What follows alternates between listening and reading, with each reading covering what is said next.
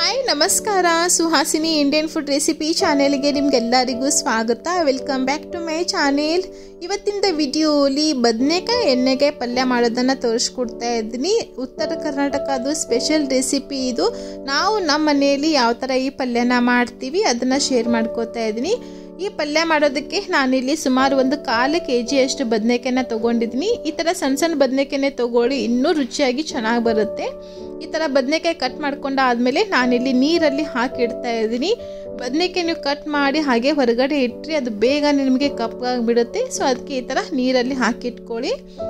Next ಇವಾಗ 2 medium ಸೈಜ್ದು ಈರುಳ್ಳಿನ ಸಣ್ಣ ಸಣ್ಣದಾಗಿ ಕಟ್ ಮಾಡ್ಕೋತಾ ಇದ್ದೀನಿ.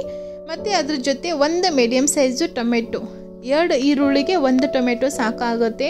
ಇಲ್ಲ ನಿಮಗೆ ಸ್ವಲ್ಪ ಹುಳಿ ಬೇಕು ಅಂದರೆ ಇನ್ನೂ 1 ಟೊಮೆಟೊನ ನೀವು ಇಲ್ಲಿ ಎಕ್ಸ್ಟ್ರಾ ಹಾಕೋಬೋದು. ಅದ್ರ ಜೊತೆ ಸ್ವಲ್ಪ ಫ್ರೆಶ್ ಕೊತ್ತಂಬರಿ ಕೂಡ ಸಣ್ಣದಾಗಿ ಕಟ್ ಮಾಡಿ ಇಟ್ಕೊಂಡಿದ್ದೀನಿ.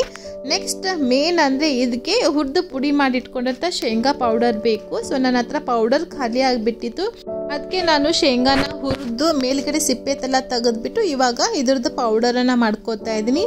ಈ ಪಲ್ಯಕ್ಕೆ ಶೇಂಗಾನ ನೀವು ತುಂಬ ಸಣ್ಣದಾಗಿ ಪೌಡರ್ ಮಾಡ್ಕೋಬೇಡ್ದು, ಸ್ವಲ್ಪ ತೆರೆಯಾಗಿನೇ ಇರಲಿ, ಆವಾಗ ಇನ್ನೂ ಚೆನ್ನಾಗಿ ಇರುತ್ತೆ ಪಲ್ಯಕ್ಕೆ. ನೋಡಿ ಈ ಅದಕ್ಕೆ ನಾನು ಇದನ್ನು ಪೌಡರ್ ಮಾಡ್ಕೊಂಡಿದ್ದೀನಿ. ಆಮೇಲೆ ಈ ಥರ ಕುಟಾಣಿ ಕಲ್ಲಲ್ಲಿ ನಾನು 5ರಿಂದ 6 ಪೀಸಷ್ಟು ಬೆಳ್ಳುಳ್ಳಿನ ಜಜ್ಕೋತಾ ಇದ್ದೀನಿ. ಸೊ ಇದು ಕೂಡ ತುಂಬಾ ಚೆನ್ನಾಗಿ ಟೇಸ್ಟ್ ಕೊಡುತ್ತೆ. ಸ್ಕಿಪ್ ಮಾಡದೆ ಫ್ರೆಶ್ ಬೆಳ್ಳುಳ್ಳಿ ಕೂಡ ಈ ಥರ ಕುಟ್ಬಿಟ್ಟು ಹಾಕ್ಕೊಳ್ಳಿ. ನೆಕ್ಸ್ಟ್ ಇವಾಗ ಮಸಾಲಾನ ರೆಡಿ ಮಾಡ್ಕೊಳ್ಳೋಣ. ಮಸಾಲ ರೆಡಿ ಮಾಡ್ಕೊಳ್ಳೋದಕ್ಕೆ ನಾನಿಲ್ಲಿ ಒಂದು ಪ್ಲೇಟಲ್ಲಿ ಹುರಿದು ಪುಡಿ ಮಾಡಿಟ್ಕೊಂಡಂಥ ಶೇಂಗಾ ಪೌಡರನ್ನು ಹಾಕ್ಕೊಂಡಿದ್ದೀನಿ. ಮತ್ತು ಅದಕ್ಕೆ ಮಸಾಲ ಖಾರ, ಸೊ ನಿಮಗೆ ಖಾರ ಎಷ್ಟು ಬೇಕು ನೋಡ್ಕೊಂಡ್ಬಿಟ್ಟು ಮಸಾಲ ಖಾರನ ಹಾಕ್ಕೊಳ್ಳಿ. ನಿಮ್ಮ ಹತ್ರ ಮಸಾಲ ಖಾರ ಇಲ್ಲ ಅಂದರೆ ಅದ್ರ ಬದಲಾಗಿ ನೀವು ಖಾರದ ಪುಡಿ ಕೂಡ ಹಾಕೋಬಹುದು. ಅದ್ರ ಜೊತೆ ಸ್ವಲ್ಪ ಅರಿಶಿಣ, ಮತ್ತಿನ್ನು ಸಣ್ಣದಾಗಿ ಕಟ್ ಮಾಡ್ಕೊಂಡಂಥ ಈರುಳ್ಳಿ, ಟೊಮೆಟೊ, ಅದ್ರ ಜೊತೆ ಸ್ವಲ್ಪ ಫ್ರೆಶ್ ಕೊತ್ತಂಬರಿ, ಹಾಗೆ ರುಚಿಗೆ ತಕ್ಕಷ್ಟು ಉಪ್ಪು, ಮತ್ತು ಒಂದು ಅರ್ಧ ಹೋಳಷ್ಟು ಲಿಂಬೆಹಣ್ಣಿನ ರಸನ ಇಟ್ಕೋತಾ ಇದ್ದೀನಿ.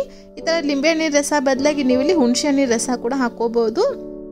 ಹಾಗೆ ಅರ್ಧ ಟೀ ಸ್ಪೂನ್ ಅಷ್ಟು ಸಕ್ಕರೆನ ನೀವು ಇದಕ್ಕೆ ಸ್ಕಿಪ್ ಮಾಡದೆ ಹಾಕೊಳ್ಳಿ. ಸಕ್ಕರೆ ಹಾಕೊಳ್ಳೋದ್ರಿಂದ ಉಪ್ಪು ಖಾರ ಕರೆಕ್ಟಾಗಿ ಬ್ಯಾಲೆನ್ಸ್ ಆಗುತ್ತೆ.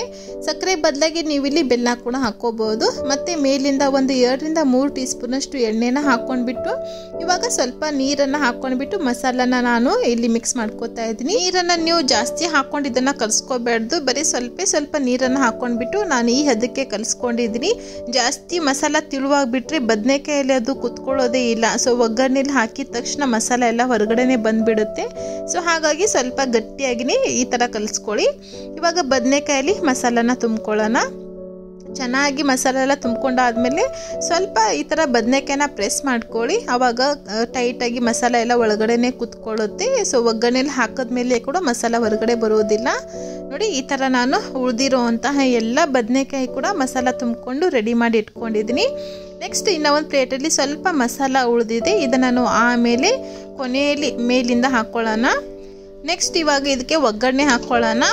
ಒಗ್ಗರಣೆಗೆ ಗ್ಯಾಸ್ ಮೇಲೆ ನಾನು ಒಂದು ದಪ್ಪ ತಳ ಇರೋ ಕಡೆಯನ್ನು ಇಟ್ಕೊಂಡಿದ್ದೀನಿ. ಇದಕ್ಕೆ ಎಣ್ಣೆ ಹಾಕೋತಾ ಇದ್ದೀನಿ. ಸುಮಾರು 1 ಟೇಬಲ್ ಸ್ಪೂನ್ ಅಷ್ಟು ಎಣ್ಣೆ. ಈ ಪಲ್ಯಕ್ಕೆ ಎಣ್ಣೆ ಸ್ವಲ್ಪ ಜಾಸ್ತಿನೇ ಹಾಕ್ಕೊಳ್ಳಿ. ಒಂದು ಅರ್ಧ ಟೀ ಸ್ಪೂನ್ ಅಷ್ಟು ಸಾಸಿವೆ, ಜೀರಿಗೆ, ಒಂದೇ ಒಂದು ಚುಟಕಿಯಷ್ಟು ಹಿಂಗೆ ಹಾಕೋತಾ ಇದ್ದೀನಿ. ಮತ್ತು ಸ್ವಲ್ಪ ಕರಿಬೇವು. ಹಿಂಗನ್ನು ನೀವು ಇದಕ್ಕೆ ಸ್ಕಿಪ್ ಮಾಡದೆ ಹಾಕ್ಕೊಳ್ಳಿ. ಹಿಂಗೆ ಹಾಕೊಳ್ಳೋದ್ರಿಂದ ಟೇಸ್ಟ್ ತುಂಬಾ ಚೆನ್ನಾಗಿ ಬರುತ್ತೆ.